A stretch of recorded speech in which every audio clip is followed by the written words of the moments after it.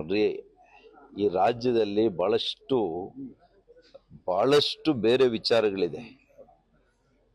ನಮ್ಮ ಸ್ನೇಹಿತರು ಮಾಧ್ಯಮದವರಿಗೆ ಬರೀ ಮುಖ್ಯಮಂತ್ರಿ ಈಗ ಸಿದ್ದರಾಮಯ್ಯ ಅವರೇ ಮುಂದುವರೆದ್ರೆ ಏನಪ್ಪ ಈ ರಾಜ್ಯಕ್ಕೆ ಅನುಕೂಲ ಆಗಿರೋದು? 2.5 ವರ್ಷ ಆಯ್ತು. ಏನು ವಿಶೇಷವಾಗಿ ಮಾಡಿಬಿಟ್ಟಿರೋದು? ಅದು ಆ ಮಾನ್ಯ DK ಶಿವಕುಮಾರ್ ಪರಮೇಶ್ವರ್ ಬಂದು ಏನು ಬಹಳಷ್ಟು ಈ ರಾಜ್ಯನ ಉದ್ಧಾರ ಮಾಡ್ತಾರೆ ಅಂತ ನಂಬಿಕೆ ಇದೆಯಾ?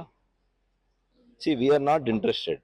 ಯಾರು ಮುಖ್ಯಮಂತ್ರಿ ಇರ್ತಾರೆ, ಯಾರು ಉಪಮುಖ್ಯಮಂತ್ರಿ ಇರ್ತಾರೆ, ಅದೆಲ್ಲ ನಮಗೆ ಬೇಕಾಗಿರೋದು 6 ಕೋಟಿ ಜನರಿಗೆ ನೀವು ಉತ್ತರ ಕೊಡಿ. ಈಗ ನಾವೇನು ಸ್ವರ್ಗನೇ ಇಳಿಸ್ತೀವಿ ಅಂತ ಹೇಳಿದ್ರಲ್ಲಪ್ಪ, ನೀವು ಚುನಾವಣೆಗೆ ಬರಕ್ ಮುಂಚೆ ಸ್ವರ್ಗ ಇಳಿಸ್ತೀವಿ ಅಂತ ಹೇಳಿದ್ರಿ.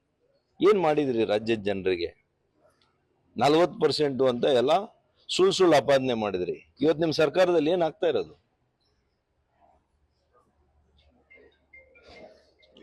ಚೊಂಬಿಟ್ಟು ಮೂತಿ ತಗೊಳ್ತಾ ಇದ್ರು ಮುಂಚೆ. ಇವತ್ತೇನಾಗಿದೆ? ಬರೀ ಮೂತಿ ಇಟ್ಟು ಚೊಂಬೆ ನೀವೇ ತಗೊಂಡು ಹೋಗ್ತಾ ಇದ್ರಿ. ಆ ರೀತಿ ಅಗಲ್ದರೋಡೆ ಆಗ್ತಾ ಇದೆ. ಯಾವ ಒಂದು ಅಭಿವೃದ್ಧಿ ಇಲ್ಲ, ಎಲ್ಲ ಕೂಡ ಉಡಾಫೆ ಮಾತುಗಳು. ಹೊಸ ವರ್ಷದಲ್ಲಿ ನಮ್ಮೆಲ್ಲ ಕಾರ್ಯಕರ್ತರಿಗೆ ನಾನು ಮನವಿ ಮಾಡ್ತೇನೆ, ಭೋಗನಂದೀಶ್ವರ ದೇವಸ್ಥಾನದಲ್ಲಿ ನಾವೆಲ್ಲ ಕೂಡ ಪೂಜೆ ಮಾಡಿಸಿ ಅಲ್ಲಿಂದ ಇಡೀ ನಂದಿ ಬೆಟ್ಟದ ಸುತ್ತಲೂ ಕೂಡ ವಾಕಥಾನ್ 1ನೇ ತಾರೀಕು 6:30 ಗಂಟೆಗೆ ಸಾವಿರಾರು ಸಂಖ್ಯೆಯಲ್ಲಿ ಯುವಕರು ಭಾಗಿಯಾಗಬೇಕು ಮತ್ತು ಆರೋಗ್ಯಯುಕ್ತ ಸಮಾಜ ನಿರ್ಮಾಣ ಮಾಡಬೇಕು. ಫಿಟ್ ಇಂಡಿಯಾಗೆ ಇದು ಒಂದು ದೊಡ್ಡ ಪ್ರೇರಣೆ ನಮಗೆ. ಫಿಟ್ ಇಂಡಿಯಾ ಅನ್ನುವಂಥ ಮಾನ್ಯ ಪ್ರಧಾನಮಂತ್ರಿಗಳ ಕಾರ್ಯಕ್ರಮ ನಮಗೆ ಬಹಳಷ್ಟು ಪ್ರೇರಣೆ. ನಾನು 26ರಲ್ಲಿ ಅನೇಕ ಈ ರೀತಿಯ ಬಗೆಯ ದೈಹಿಕ ಚಟುವಟಿಕೆಗಳು ಇದನ್ನು ಹಮ್ಮಿಕೊಳ್ಳಿಕ್ಕೆ ನಾನು ಈಗಾಗಲೇ ನಮ್ಮ ಮುಖಂಡರ ಜೊತೆ ಮಾತನಾಡಿದ್ದೇನೆ.